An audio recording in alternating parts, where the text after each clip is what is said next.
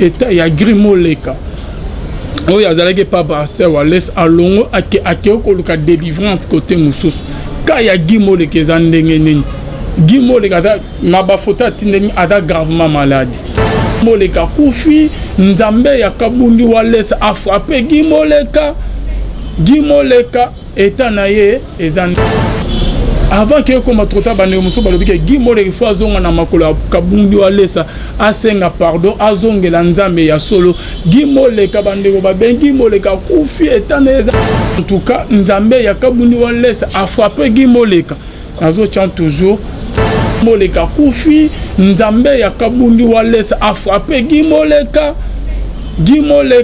eta na ye eza motema na ngai ekumisa yo nakende wapi soki na yo te tango motema ekomaka suka opesaka ngai eyano ata na mpasi ngai nakotika yo te natingama nanga kaka seyo utelemisaka makolo na ngai esika basusu bazinda ata namoni nzele za molili nakobanga molili ya nzela te olakisaka ngai nzela esika natia lokolo ai ya miso na ngai ekomi maya komela kati na esobe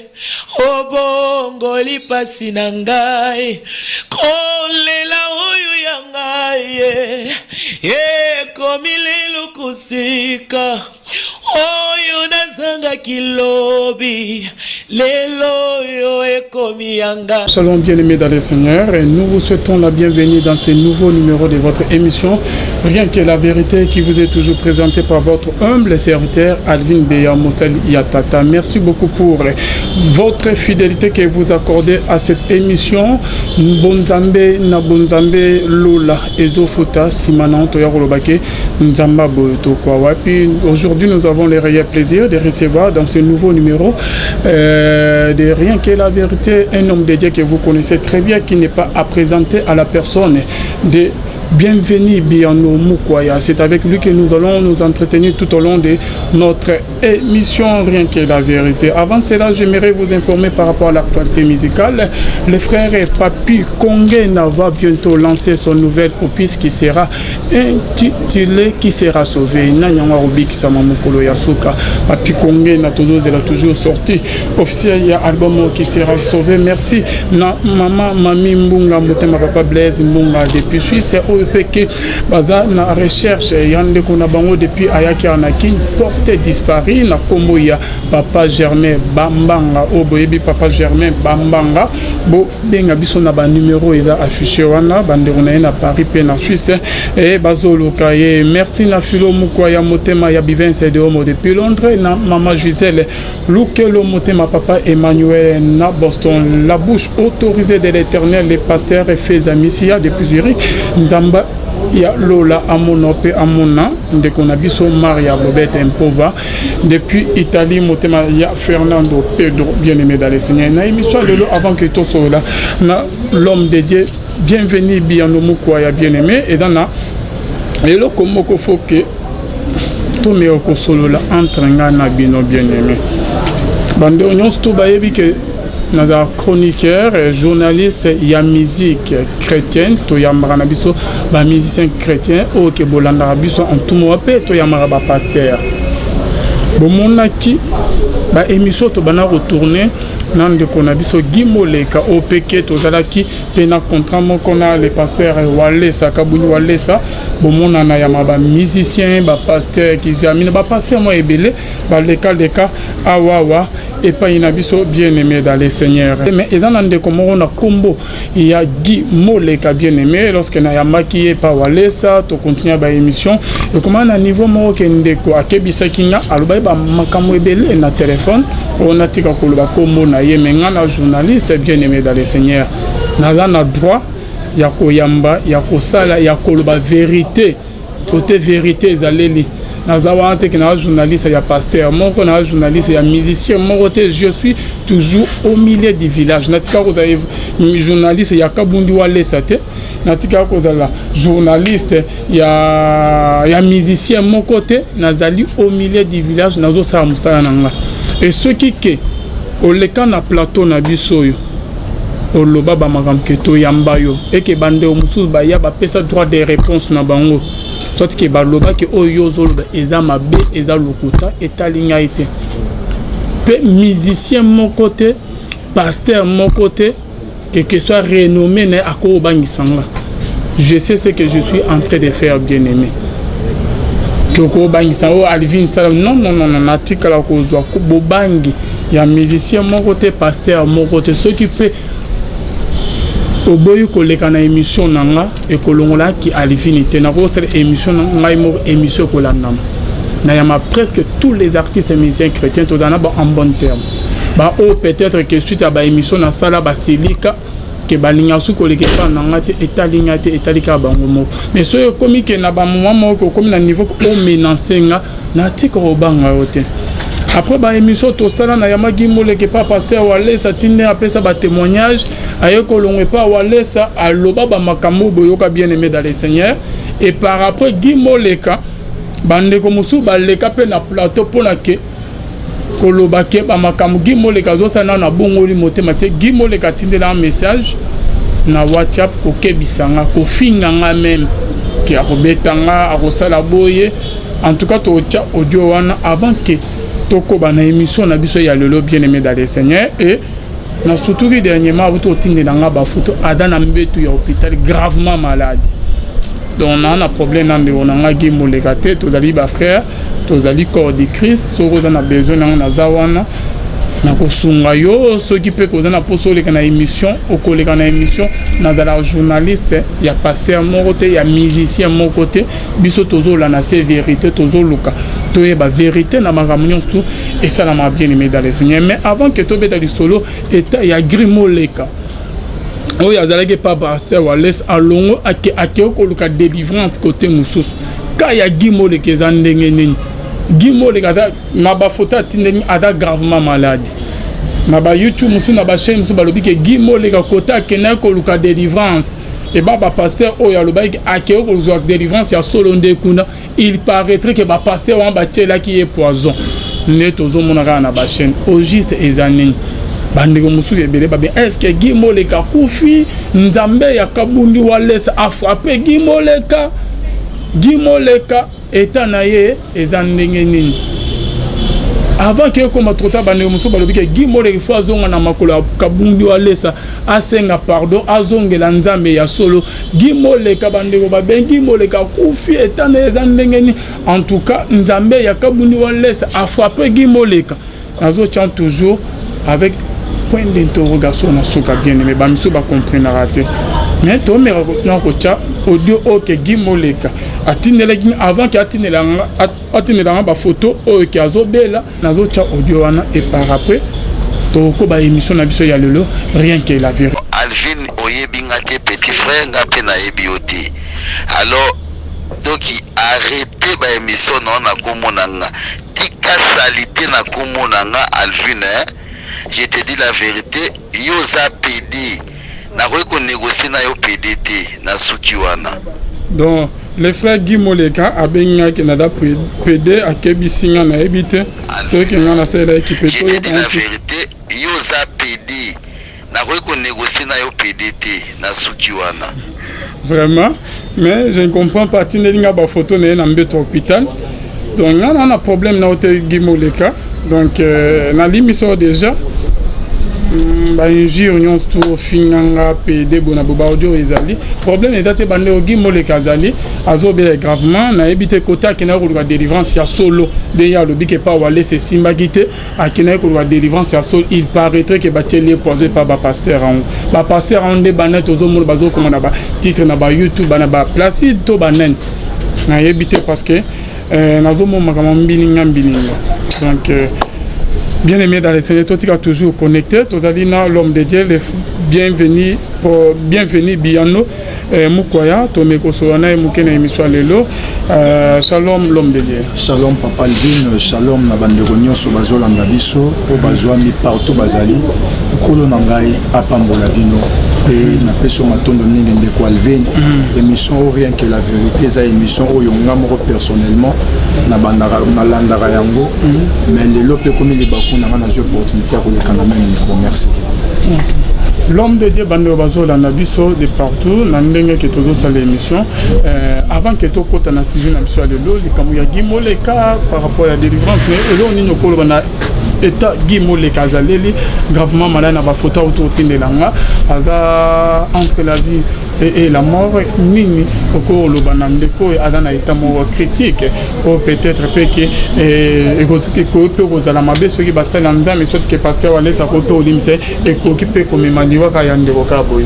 Merci beaucoup ndeko Alvin par rapport à la question et par rapport à audio na oti koyoka ya ndeko na biso gimoleka oyebi lelo likambo ya délivrance oyo bato ebele bazo bika na sous ya conséquence ya ba délivrance ebele ba kolukela délivrance lelo ekomi kozala rechercher na ba facette nango kolekata royaume dessus. Or objectif ya Christ ezalaki pour aya ko sauver ba âme et lorsque aye apesaki biso premièrement etinda ya kolukana bokonza likolo. Mais le lenge bandeko ba koluka délivrance c'est ça ma bête. Mais le lenge baza koluka la délivrance wana bazol ke lango nassé la ignorance. Voilà pourquoi la Bible nous dit mon peuple est péri par manque de connaissance. OK, bien l'homme de Dieu bandeko bazo la nabiso na ningaki ke o meka un peu kolobela bandeko sur la délivrance pe moment mo ya exaltation bandeko bakangama. Ayamane Jésus-Christ comme Seigneur et Sauveur. Vie nezo za la changer té. Et dans le problème ils ont tout mis et commence à se poser tant de questions. Nzamba ye bakanga toi ye bakanga té. Pourquoi ka ke nazo mener vie ya boy. Baninga o ke ba ye binzambe té. Batana santa malam. Bazo be la té ba makambe comme la bango té bazo bala bazo bota. Pourquoi kakanga ngamutu na luka ilo nganda mitongo midi pourquoi. Na bandeko ba komi na po na suka. Et là on est no horo bana bon. Papa Alvin premièrement ndé na otiko le ba eloko ya ignorance. Bato belé baza na posé ya délivrance mais ba yebité délivrance ezanini. Pe ba yebi lo lenge ya koluka délivrance té. Premièrement délivrance ezalaka na ba facette belé. Na ba facette obiso nyonso to yebeli au mona moto soki azali na problème azoluka délivrance par rapport à problème na ye. Moto soki aza possédé na esprit moko songolo mpakala mais azoluka délivrance na nzela ya esprit wana ezo possédé mais délivrance nde na lobi eza na ba facette ebele mais la plus grande délivrance eza délivrance o esalemaka au niveau de l'âme. Omoni okoki koluka ozala délivrer na molimo wa célibat mais soki âme na yo eza délivré te molimo wana ekokanga yo parce que ba délivrance nyonso to lukaka nzamba kangolo na chômage akangolo na problème a délivré na célibat mais soki âme na yo eza délivré te okozala kaka lié na ba délivrance wana okoluka ngo omona ngo te. Voilà pourquoi apôtre Jean azolo ban ancien Gaius alobi na eboy alobi souhait nanga ezali au prospérer dans tous égards comme prospère l'état de ton âme. Par là j'ai compris que la vraie bénédiction est bandano à niveau ya âme. Ce qui âme ya mutu eza béni, bénédiction on a ya âme ya mutu et pour influencer pe libanda ya mutu. En d'autres termes, ce qui mutu azali délivré na niveau ya âme. Oyetika lipe et rozala délivré. Ba délivrance nyonso to lukaka libanda ezo dépendre na délivrance o ya niveau ya âme. Ba to belé bazo vivre na sie wana na sie likambo wana. Boni ya ba église tozo na ngo lelo. Ezo sangisa ba chrétien mais ba chrétien non délivré.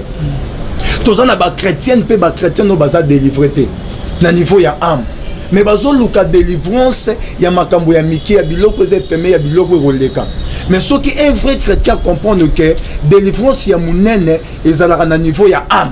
Babiloko etikala kozwango to bunda te to luka te Voilà par rapport à la question na yo réponse na ko pesa. OK, est-ce que l'homme de Dieu na ko tikelo autant liboso caméra o meke mpe ko leni sabande ko ba komi na suka. Bazole la tongo midi pourquoi? On dirait que Nzambe ya lola bosa na bango.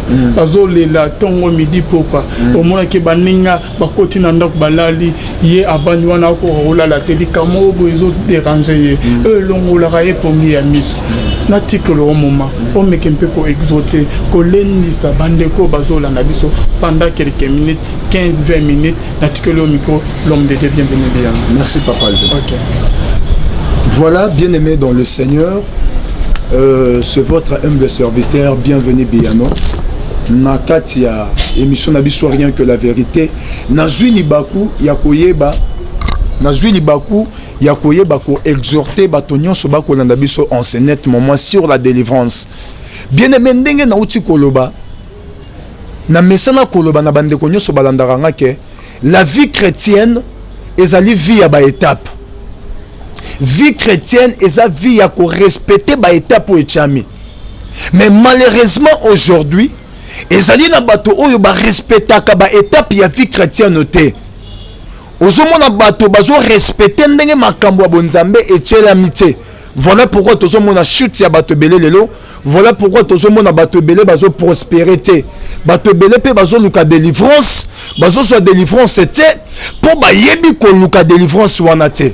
Bien aimé cet après-midi, na ye ko loba na moto moko délivrance ezali na lolenge nango ba lukila yango. Ba luka ka délivrance changa changa te. Ba luka ka délivrance na loyenge te. Mais eza na lolenge oye chiama. Pour moto ayeba ko vivre délivrance na vie na ye ndenge na uta ko loba na ebandeli ya émission na moto na papa Alvin tuna kingai sur la délivrance. La délivrance a plusieurs facettes. Délivrance ezali na balolenge nango ebele ezana bande ko mususu balukaka délivrance par rapport ya problème azanango. Ezana bande ko mususu balukaka délivrance par rapport ya circonstances. Ezana bande ko mususu balukaka délivrance par rapport ya eloko ezo zangise kimia akiko luka délivrance. Na mona batu ko luka délivrance pour azo balate. Molimo célibat. Na mona batu ko luka délivrance pour azo salate molimo chômage. Mais ba délivrance wana eza mabete. Mais na ye kota lisayo la plus grande délivrance. La plus grande délivrance et ça le makana niveau ya âme ya moto. Soki âme ya mutu ezali délivré, vie ya moto nyonso pe ekozala délivré. Mais soki âme ya moto eza délivré te, ata oluki obala, ata oluki obonga, okomona toujours vie na yo ko tourner au rond. Alors bien aimé, esengeli ko luka délivrance ndenge esengeli. Lorsque apôtre Jean azoloba na ancien Gaius, alors que mon souhait est que tu prospères dans tous égards, comme prospère l'état de ton âme. Par là, j'ai compris que la vraie bénédiction, la plus grande bénédiction, est dans le niveau ya âme ya moto. Lorsque ton âme est bénie, oh bien aimé, bénédiction, on appelle comme matériel. Lorsque âme ya moto est bénie, bénédiction, on appelle comme financier. Lorsque âme ya moto est bénie, bénédiction, on appelle se transformer en bénédiction financière. Yango bien aimé, ezali tomba ko lukana no délivrance ya âme ya moto. Boni ya ba chrétien lelo. Ba bengami ba chrétien mais ba chrétien non délivré. Boni ya ba chrétien lelo. Ba bengami ba chrétien mais ba chrétien non délivré. Je peux aller plus loin. Il y a que dans nos églises nous avons des serviteurs non délivrés, des prédicateurs non délivrés. On bien aimé délivrance et ça va rater pour na bana ensemble. Mais délivrance, et ça peut pas basali ensemble, et ça peut pas battre ensemble. Il y a des apôtres, des prophètes et des pasteurs non délivrés. Alors bien aimé, délivrance dans son lobela, et ça que sur le plan physique, mais délivrance dans son lobela, c'est au niveau de l'âme. Yango bien aimé, et sengeli na yo, koluka, délivrance, ya âme na yo. Parce que ba délivrance yo zo luka libanda wana, et zo dépend de la délivrance moko. Donc délivrance ya molimo célibat, délivrance ya molimo o ya mbobola, o ya bilakeli mabe ezo dépend de la délivrance moko, délivrance ya âme. Lorsque âme ya mutu eza délivré, moto na za prospère. Nyonso ko sala ekeli boso. Mais avant tout cela, toujours dans la Bible na mokanda ya 2 Rois. 2 Rois chapitre 5 verset na yango 11. Natali sayo eloko oyo eza litomba liboso ya Nzambe. O bien aimé soki oyebi ke oluki koyeba eloko nini ezalaka très important. Eloko nini Nzambe alukaka pa na biso soki o découvrir yango bien aimé oko forcer makambo te. Lelo zo forcer makambo po ozo oyebi nanu te eloko nini Nzambe azozelela yo. Aujourd'hui tu forces les choses pour oyebite eloko nini Nzambe azosenga yo pe oyebite eloko nini Nzambe azozelela yo. Tozotanga 2 Rois chapitre 5 na lobaki verset na yango 11. Bible lobi, je lis au nom de Jésus. Bible lobi, Naaman fut irrité et il s'en alla en disant, voici, je me disais, il sortira vers moi et il se présentera lui-même et il invoquera le nom de l'Éternel, son Dieu. Il ajoutera sa main sur la place et guérira le lèpre. Le fleuve de Damas, l'Abana et le Parpar ne veulent-ils pas mieux que toutes les eaux d'Israël? Ne pourrais-je pas m'y laver et devenir pur? Et ils s'en retournant et partaient avec fureur. Tolobi, amen. Éternel Dieu de gloire, bénis la lecture de la parole et bénis tout chacun wa kolanda biso en cet moment au nom de Jésus. Amen. Bien-aimé, ndenge na utaki koloba soki lelo o découvrir eloko oyo Nzambe azozelela yo, bien-aimé, au forcer makambo te. Aujourd'hui tu forces les choses pour nous au découvrir eloko oyo Nzambe azozelela yo te. Bien-aimé, natangi Bible na mokanda jeunesse. Bible ezobetela nga lisolo ya Laban na Jacob. Lorsque Jacob asepelaki na Rachel, Jacob a kosenga Rachel et pas Laban. Et lorsque a commis pas Laban, Jacob a joué Rachel Laban on lui appelle Jacob et Rachel. Après si Jacob Léa na place à Rachel. Et lorsque balamuki na tongo, Jacob a constaté que Zaki Rachel était moi sur ya senga kaba les Zaki Léa. Mais accueilli koyebisa Laban. On dit Laban, mais na travaillé 7 ans pour na Rachel. Ndenge nyozo pesa nga Léa. Laban zo répondre Jacob a lobi na mboka na biso, coutume na biso elobaka leki ya koki kobala liboso ya yaya te. Avant yeki ya bala, il faut yaya bala na sima leki ya bala. Oh bien aimé, l'image ya verset oyo ezomemanga na compréhension eloko moko. Là-bas zobeta c'est ce qui concerne coutume na bango. Bien aimé, biso pe bala na Nzambe toza na coutume na biso. Coutume na biso ezali nini? Tolukaka kozwa Rachel liboso Léa te. Avant kozwa Rachel, premièrement sengeli kozwa Léa. Léa azali pena problème na yo te. Léa azali eloko oyo ezali inattendu ya oyo zozela. Mais selon coutume ya Nzambe, Nzambe permetaka te tozwa nanu Rachel avant Léa. Nzambe aliga premièrement tozwa nanu Léa, na sima tozwa Rachel. Léa aza image ya royaume de cieux. Rachel aza image ya bénédiction terrestre. Donc premièrement Bible sosenga biso premièrement rechercher le royaume de cieux. Pe oyo etikali tokozwango par dessus. Bien mais surtout découvrir eloko oyo Nzambe aza kozelela yo pe aza kosenga yo o forcer makambo te. Voilà Bible eza kotalisa biso histoire ya Naaman. Naaman azanani. Naaman azaki général ya armée ya Syrie. Azaki un homme considéré. Bible eza koyebananga ke abanaki ko jouir na ba faveur nyonso ya mokonzi na ye. Pe na kati ya Syrie bato babanaki ko respecter Naaman. Bato babanaki ko considérer Naaman. Azaki un homme considéré. Bible ezopesa ba qualité o Naaman azaki nango. Azaki un vaillant, azaki fort. Mais quel que soit force ya Naaman, quelle que soit considération ya Naaman, quel que soit respect au babane ko pesa Naaman, Naaman azaki na maladie ya lèpre.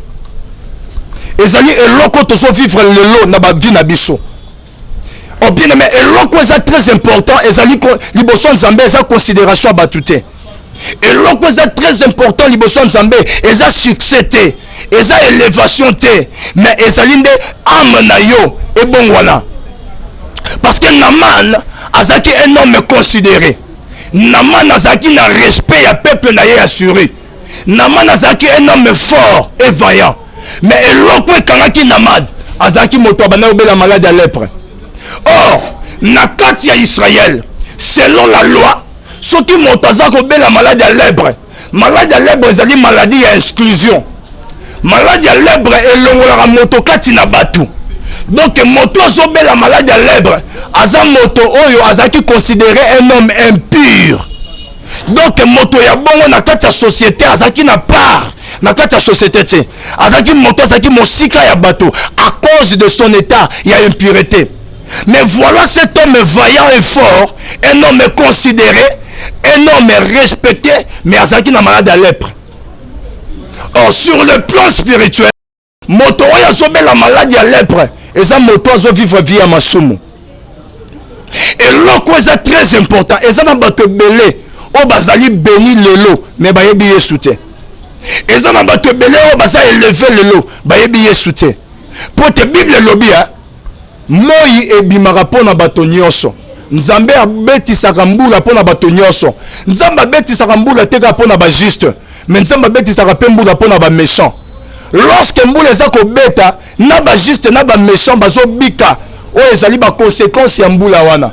C'est-à-dire que ezali na batu misusu pe o bayebi Yesu te mais nzamba pambola.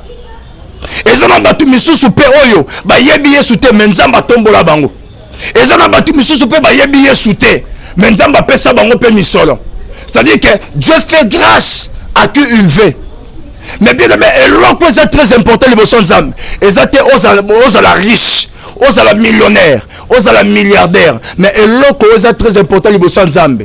Eza âme na yo ebongo la motema. Eza olongo na maladie à lèpre. Voilà cet homme est considéré mazaki na maladie à lèpre. Alors, moto ya bongo na mana culotté.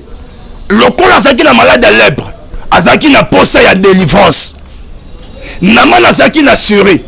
Mais Bible eza koloba bakangaki esclave moko ya mwana mwasi wana esclave juif azoyebisa Naman alobi soki nkolo nanga azaki na kati ya Israël mais alingaki abikisama na maladi oyo aza nango. Et lorsque Naman ayoki lisolo wana, Naman s'est décidé akende na Samarie, akende na Israël.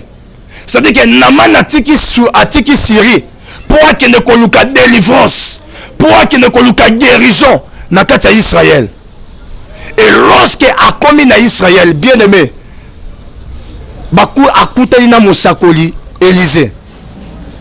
Mosakoli Élisée zo le banaye alobi que nakobimate mais nazo pesaka mitino dans nzela ya messager. Alobi na messager alobi kende koyebisa Naman akende komibwaka 7 fois na mai. Et lorsque Naman ayoki maloba ya bongo, Bible obi Naman asiliki. Alobi nga nakanisaki mosakola kobima epai na ngai. Oyebe loko moko différence na biso na bana Israël les années. Biso tout liboso na Nzambe toza Israël. Mais différence na biso na bana Israël les abmoko. Et c'est que bana Israël bazalaka na façon na bango bandimela makambo. Israël pour andimela likambo il faut amona. Donc Israël andimaka likambo na PTT. Israël pour accroire na likambo il faut misunaye et mona soki amoni ndandemeli likambo. Mais biso Israël ya lelo tondimaka ta to mone lorote. C'est ça même la définition de la foi. Donc tondimaka sans komona eloko. Voilà pourquoi Naman n'était moyen pas prophète. Prophète azo bane kende komi bwaka na mai. Donc Naman di posane ezalaki prophète abima ayeba kosembola loboko na ye likolo na ye abikise na malade. Or le problème ezaki kaka maloba oyo Naman ayokaki atako amoni moto alobi yango te mais ayoki kaka andimi pa saleli. Mais bango balinga mingi komona. Et lorsque Naman atiaki tembe ayebaki kotomboka par rapport ya likambo wana ba serviteur ne ba pousse balobi maître eloko nini ya passe ezali wana okeka komibwaka na mai mala 7 oza guéri eloko nini ya passe eza wana. Et lorsque yoki ba maloba bongo nazo kende pendant d'une manière kankourou pour na faire comprendre penser à mokola lelo Naman etango appliquer na oyo mosala Nzambe ayebisaki ye Naman azaki guéri. Guérison ya Naman ezaki na maboko ya mutu te mais guérison ya Naman ezaki na kati ya Jourdain. guérison ya malade Naman ezaki na kati ya Jourdain. Au bien mais tala exemple. Moto oyo azaki respecté, moto oyo azaki considéré, moto oyo azaki élevé, moto oyo azaki vaillant, azaki fort, mais quelle que soit ma qualité na ye, azaki na malade à lèpre. Donc eloko est important na miso Nzambe, eza tous la guérir na malade à lèpre. Oh bien aimé, ceux qui yo osa délivrer na malade à lèpre té. Oh bien aimé, quelle que soit bénédiction na yo, quel que soit oyo zali nango, bien aimé ekozali la yo pamba. Parce que la chose la plus importante devant Dieu, eza moto akangolama, moto abikisama na malade à lèpre. Et sur le plan spirituel, kobe la malade à lèpre, ezali kozala na vie ya masumu. O bien aimé lelo oza konyo kwama. Bato bayebi Nzambe te, bazo ke liboso. Bato yo bandimela Nzambe na sima na yo bazo prospérer. Mais yo ozaka ndenge ozawana. Problème na yo ezo bongwana po ezo bongwana te, ezo demeurer toujours problème. Bien aimé, il faut se demander, il faut se poser la question. Est-ce que likambo naza nango kino lelo ekanginga pona nini? Vérifier vie na yo. Est-ce que pembeni na yo ozali attaché na malade à lèpre? Tous na malade à lèpre te. Parce que moto oyo azana malade à lèpre, liboso na Nzambe azalaka exclu. Moto oyo azana malade à lèpre, na kati ya peuple de Dieu azalaka exclu. Car selon la loi, moto oyo azana malade à lèpre azaki considéré comme impur. Or, Nzambe a répondaka to a exaucaka na ba prière ya ba pécheur te. Si ko yo vérifier malam au bon de la mingi, mais pourquoi mon a loboko Nzambe te? Bato bazo vivre ba solution, bazo vivre esengo ya vie chrétienne, mais yo moyen vivre esengo vie chrétienne ezate. Pour nani? Parce que on a malade à lèpre. Or lorsque moto oyo azobe la malade à lèpre, pour azala guérir na malade à lèpre, le biko ya malade ne euta na liloba Nzambe. Âme ya mutu po azala délivrer, et sengeli âme wana et se convertir.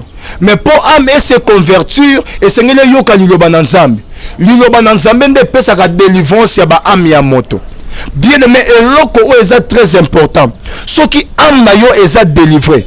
Ceux qui ozali délivré na maladie ya lèpre, yeba ke ba délivrance ya mbongo, délivrance sur le plan financier, délivrance ya makamboteli libala, et ko salema yango moko sans que ba prier pour na yo, sans que kota ba gêne, sans que ba lobelo makambo belé, sans que ba yebiso zwa mafuta, sans que ba yebiso zwa mai, sans que ba yebiso zwa mungwa.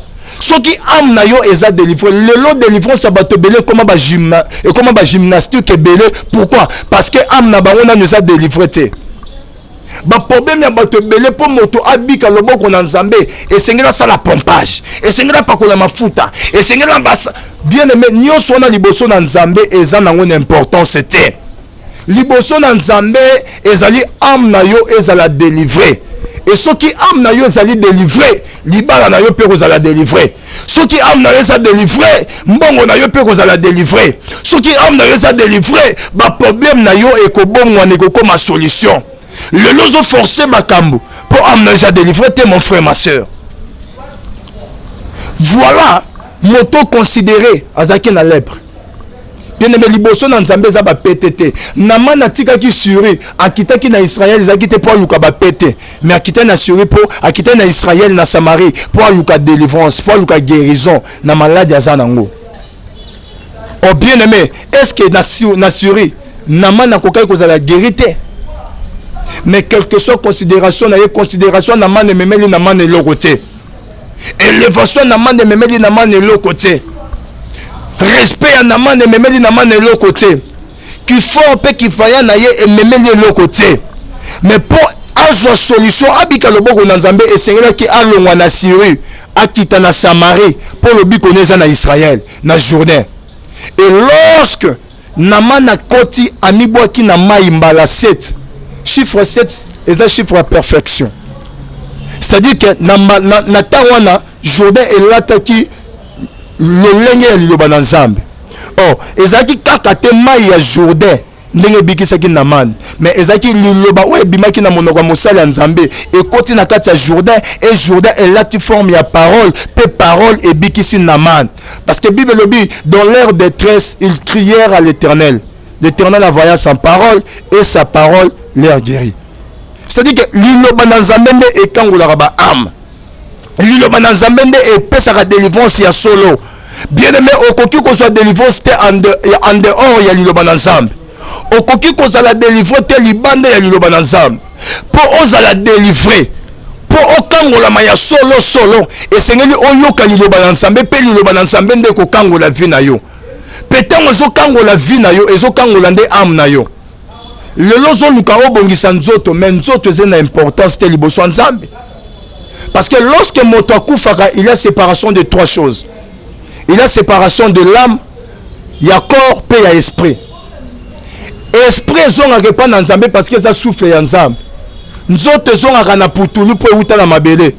Mais âme ne kenaka koronde ba compte liboso na nzambe. Parce que âme ne ko kende koloba ke nzambe nga na salaki mabe, nzambe nga na zaki ndoki, nzambe nga zaki âme ne sambaka.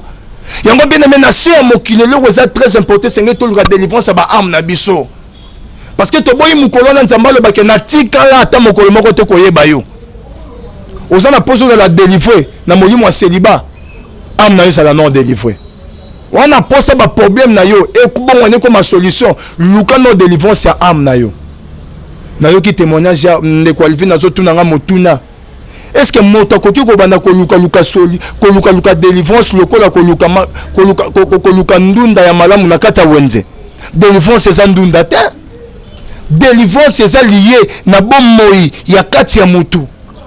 Délivrance ba luka ngo na kati ya liloba na nzambe. Délivrance ba luka te ke leki awa. Olongo kuna ofinge wa oye awa te mon frère ma soeur. Délivrance ba luka ngo na kati ya liloba na nzambe. Délivrance c'est na kati ya ba pratique te. Délivrance c'est ça na kati ba pratique te. Délivrance c'est ça na kati liloba na nzambe. Vraie délivrance c'est ça la dans la parole de Dieu. Bato nyonso ba même la bato ba délivrance en dehors de la parole et ça la délivrance c'était. Et ça la délivrance c'était. Na mona bato belé motaya témoigner que nazala ki pédé nzamba kangoli ngai na bongoli motema mais moni moto akangola mi na molimo a pédé mais lobi azongeli ki pédé comme il soupire. Ça c'est quelle délivrance? Pour moto ça la délivrer et c'est nous me les paroles et lorsqu'il y a qui parole moto na bongoli motema et la meilleure délivrance et ça la mara lorsque moto se repentir lorsque se repentir il y a un des vraie délivrance. Oh bien aimé, la main de Dieu n'est pas courte pour agir et lorsque comme ça le bon quand nzambe mo coussé et ça peut te âme na yo et ça nous délivrer te nzamba za na posa ya nzoto te nzamba na posa ya âme na yo lorsque atika ki trône na ya kitaki na se ezaki te po abiki sa nzoto na yo ezaki te po abiki sa bambongo na yo ezaki te po abiki sa babasi na oto mibali na yo mais nzambe ton atiki trône ezaki po abiki sa âme na yo âme est très important. Voilà pourquoi nous sommes recommandés ya koluka délivrance ya ba âme na biso pour te bénédiction na biso eza lié na ba âme na biso. Apôtre Jean Lobina Gaius a dit que mon souhait est que tu prospères dans tous égards comme prospère l'état de ton âme. Voilà bien aimé nzamba zo senga yo o luka délivrance à âme na yo et délivrance à âme na yo eza na nzela ya repentance. Bien aimé, répands-toi. Tala vie na yo bato baya na sima na yo. O bien aimé oyebi ke nzamba koki ko salela moto wa bongoli motema lelo loba koti na kati ya kobanga nzambe nzamba sele makamkolera moto abanda musala nzambe to makamwa nzambe 20 ans 30 ans. Pourquoi? Parce que liboso nzambe eza ba anetende kontaka onga na wumeli na za ancien na makambo nzambe na sala ba 30 ans ba 20 ans ba 25 ans na makambo nzambe ba ne liboso nzambe ze lokote et loko za liboso nzambe eza compréhension pesa âme na yo lorsque bongoli motema d'une manière sincère nzamba bandi ko salela yo. Bien aimé mitala est-ce ozobela malade à lèpre tozobela malade à lèpre te ceux qui ont malade à lèpre de la même manière Naman azaki exclu na kati ya peuple de la même manière à cause de maladie na lèpre de la même manière aussi ceux qui yo ozo vivre vie à masumu moyo bika loboko nzambe na vie na yo ezate biso to yambi ministère ya kobondela rapona batu. Nous avons reçu le ministère de la parole et de prière toza on a pona côté ya batu pe ko mema batu na mabondeli. Mais ceux qui avant to mema mutu na kati ya prière et sengé na to tala ama mutu ceux qui ama mutu ça délivrer to ko bana ko belela de loti lobby moyen ya nous les até. Oyebi pourquoi ba kati ya prophète Abal babandaki kobelela nzambe na bango ya bal ayanola raté. Mais lorsque Eli a telemi abeleli nzambe na yanoli, ezaki problème ya moto azala na nzambe.